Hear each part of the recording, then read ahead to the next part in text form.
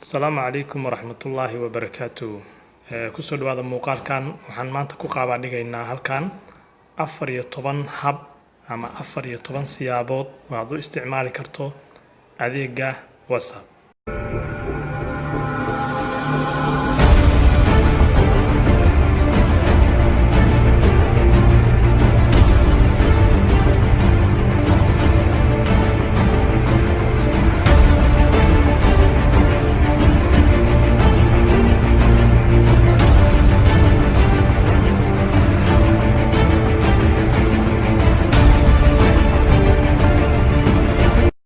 waayahay waa kan muuqaalkii ka bogasho wacan qodobka koobaad waxaan ku baraynaa sida loo bedelo muuqaalka farta ama font style wax la yiraahdo markaad joogto WhatsApp-ka WhatsApp-ka waxaad samayn kartaa farta qaabkeeda ama muuqaalkeeda inaad bedesho sida inaad farta madow ka dhigto ama italic chief ka dhigto ama aad ku samayso wax la yiraahdo strike through oo ah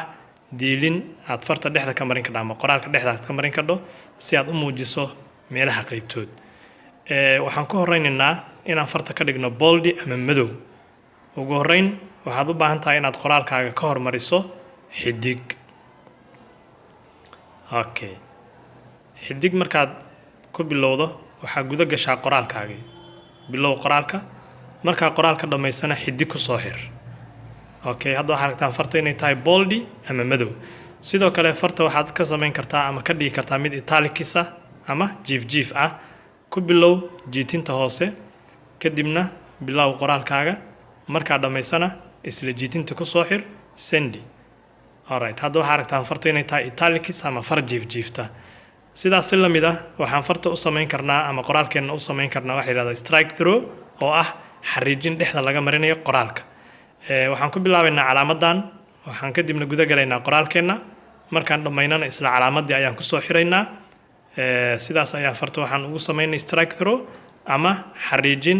dhexda ka marta qodobka koobaad waxaynu ku aragnay sida loo bedelo muuqaalka farta ama waxa la yiraahdo font style qodobka labaad waxaad duubi kartaa codka WhatsApp-ka adigoo aan mobilka gacanta ku haysan ama hawlahaaga gaarka haysta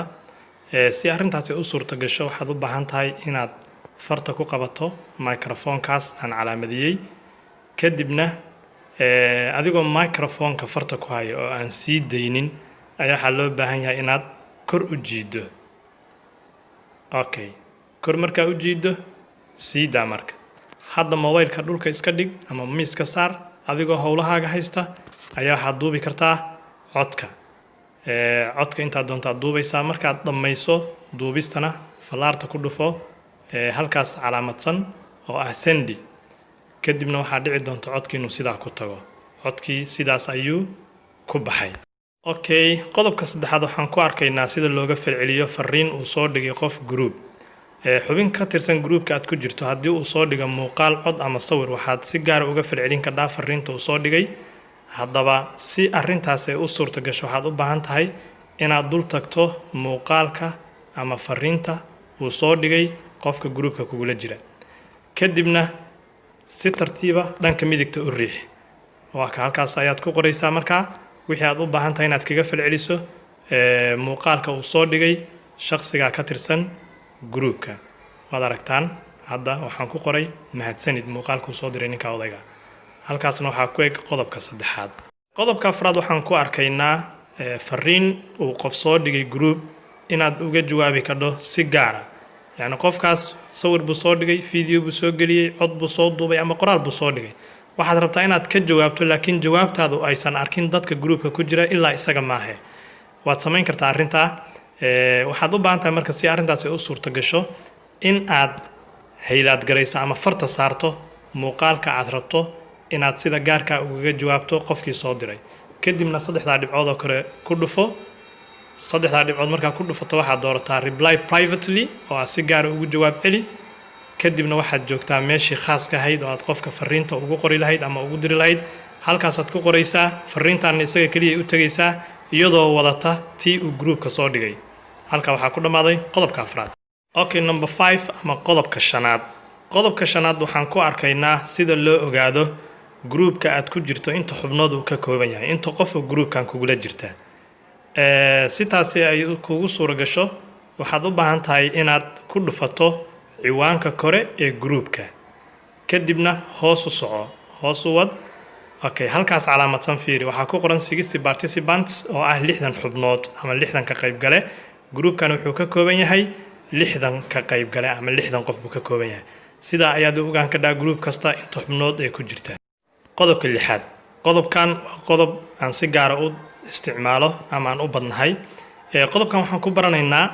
fariimaha aad dhigto groupada sidee ku ogaan karaa inta qof ee fariintayda aragtay ama akhrisatay way fududahay waxaan u baahanahay inaan taabto farta ku qabto fariinta ama codka aan rabo inaan ogaado inta qof ee dhageysatay kadib saddexda dhibcood ku dhufo dooro info markaa clicksis halkan waxaa soo baxay fiiri played by codkan waxaa dhageystay intaasoo qof baa dhageysatay seen by baa halkaa ku qoran iyana waxaa weeye intaasuna way aragtay laakiin weli maysan dhageysan sii soco halkan waxaa ku qoran delivered to intaanna waa la gaarsiiyey laakiin weli maysan furin oo maysan arag sii soco hoosna waxaa ku qoran remaining 21 remaining 21 baa haray aan weli aysan gaarin fariintaadu sidaa waxaa ku ogaan kadhaa codadka aad dhigto groupada inta qof ee dhageysatay inta uu gaaro weli aan furin inta uusan weli gaarin ayaad ku ogaan kadhaa halkaas waxaan kaga gudbaynaa qodobkaas oo muhiimad gaar ah ii lahaa waxaan u gudbaynaa qodobka xiga waayahay qodobka toddobaad waxaan ku arkaynaa sida loo bedelo backgroundka ama muuqaalka dambe ee wada sheekaysiga adigoo soo gelin kara sawir ama image nooca doonto ugu horreyn ku dhufo saddexda dhibcood dooro setting sii dooro chat ku dhufo wallpaper kadibna galleryga fur sawirada mid ka dooro si uu uga soo muuqdo dhabarka dambe ee goobaha wada sheekaysiga kanaan doortay kadib set baan ku dhufanayaa okay sidaas ku qaatay aan aragna markaa siduu noqonayo backgroundka waa aragtaa wada sheekaysiga markaa furay dhabarka dambe waxaa saaran sawirkii aan soo doortay sida ayaa lagu bedeli karaa backgroundka wada sheekaysiga qodobka sideedaad waxaan ku baranaynaa sida loo qariyo wada sheekaysi idin dhex maray adiga iyo qof kale haddii whatsappkaaga ama phonekaaga aad ku wada xiriirteen qof saaxiibka ah ama qof aad doonaysa inaan fariimaha idin dhex maray cidna arkin waxaa awood u leedahay inaad qariso lambarkaas ama qofkaas aad ku wada hadasheen whatsappka okay si taasay u suurta gasho waxaad u baahan tahay inaad taabato lambarka ama chatka ama wada sheekaysiga aad rabto inaad qariso kadib dooro fallaarta kore ku dhufo okay kelig markaan sii maxaa dhacay waxaa qarsoomay lambarkii aan rabay inaan qariyo haddii aan rabo inaan dib u soo celiyo hoos baan u degayaa meesha archive ay ku qorantaan ku dhufanayaa kadib lambarkii waa kan dooro fallaartii ku dhufo booskiisii ayuu ku soo noqday waa aragtaan lambarkii hadda booskiisii hore ayuu ku soo laabtay halkaana waxaan ku aragnay markaa sida loo qariyo chatka ama wada sheekaysiga idin dhex mara adiga iyo qof aad rabto inaan fariimaha idin dhex maray cidna arag okay aan u gudbo qodobka sagaalaad waxaan ku arkaynaa sida loo qariyo isticmaalkaagii ugu dambeeyay ee whatsapp yacni xilligii kuugu dambeysay aad isticmaasho whatsapp ku dhufo saddexdaa dhibcood kadibna dooro setting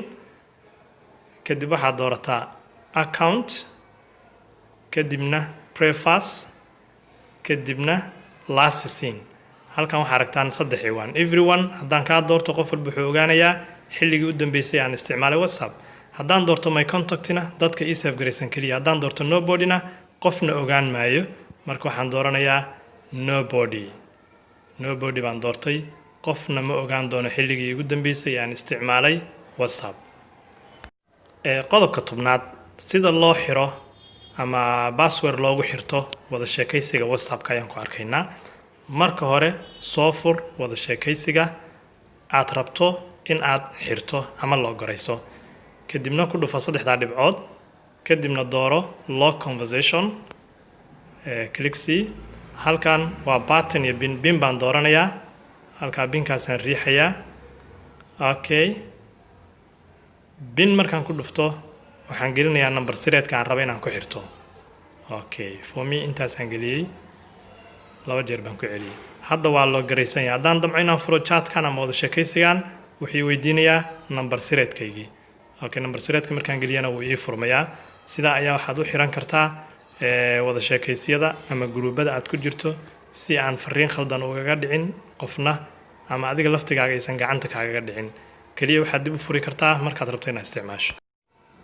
qodobka 11aad waxaan ku baranaynaa sida la isaga joojiyo muuqaalada iyo codadka iyo sawirada gruubada la soo dhigo oo adoon u baahnayn inta furma mobilkaaga ku soo dhacaya. taasina ay cause garayn karto in storage mobilkaagu uu isla markiiba buuxsamo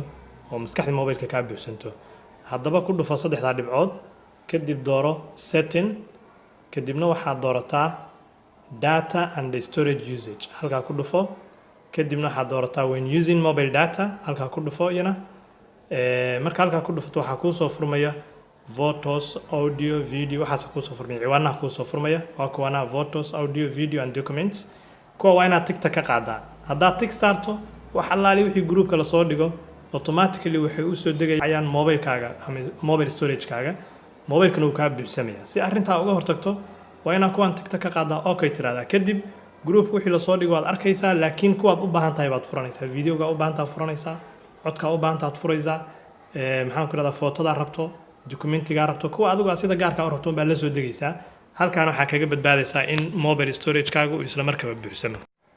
okay qodobka 12aad waxaan ku arkaynaa sida loo sameeyo call conference adigoo isticmaalaya WhatsApp. WhatsApp-ka halkii mar waxaa shir ku qaadan kara ama ku wada sheekaysan kara call-ka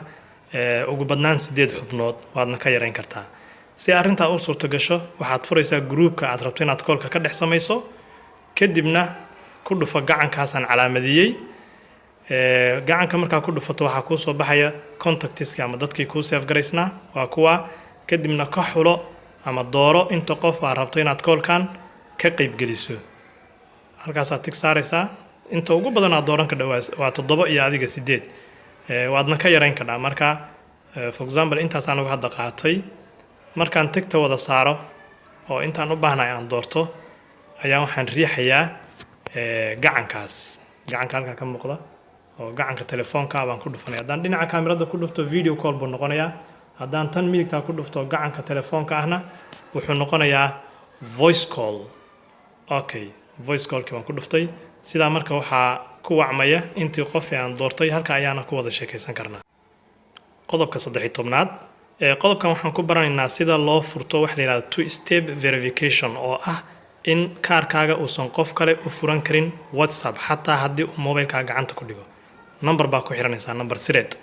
okay si taa ay u suurto gasho waxaad u baahan tahay inaad ku dhufato saddexda dhibcood kadibna aad doorato setting kadib waxaad sii dooranaysaa account kadibna two step verification ciwaanka ku dhufo. okay enable baad riixaysaa halka waxaad gelinaysaa number sireed. numberkan qofkii yaqaan kaliya ayaa WhatsApp u furan kara sim kaarkaaga mar labaad ku celi number sireedka okay dheh. okay kadib wuxuu ku weydiinayaa email waxaad gelinaysaa any gmail kastoo aad heli karto ama hotmail aad heli karto any email baa halkaa ku qoraynaa. okay for me waxaan qortay gmailkayga. okay waayahay gmailkaan qorayaa right next baan ku dhufanayaa markaan qoro kadibna wuxuu weydiinayaa mar labaad inaan xaqiijiyo gmailkayga waa ku celinayaa isla gmailkii hore waa inaad ku celisaa hal xaraf hadaa khalado uu kugu diidaya. for example hal xaraf baan khaldayaa fiiri calaamad gaduud soo tuuray xarafkii baan ka reebayaa marka aan khalday. okay xarafkaas dambaan tirtirayaa hadduu qaadanaya marka next dheh apply that's all done. hadda waxaa aragtaan inuu tig saaray numberkayga cidina uma furan ka dhaw WhatsApp xataa hadduu qofka sim kaarkayga gacanta ku dhigo company WhatsApp ayaa wuxuu weydiinayaa inuu geliyo binka hadda aan ku qoray meesha binkaan cidaan aniga ahayn ma taqaano. sidaa waxaan kaga badbaadayaa in numberkayga uu qof kale ku isticmaalo WhatsApp. qodobka 14aad oo ah qodobka ugu dambeeya waxaan ku baranaynaa sida la isaga joojiyo dadka aadan rabin inay gruubada kugu soo daraan. okay waxaan dooranaynaa saddexda dhibcood kadibna setting account waxaan sii dooranayaa markaa privacy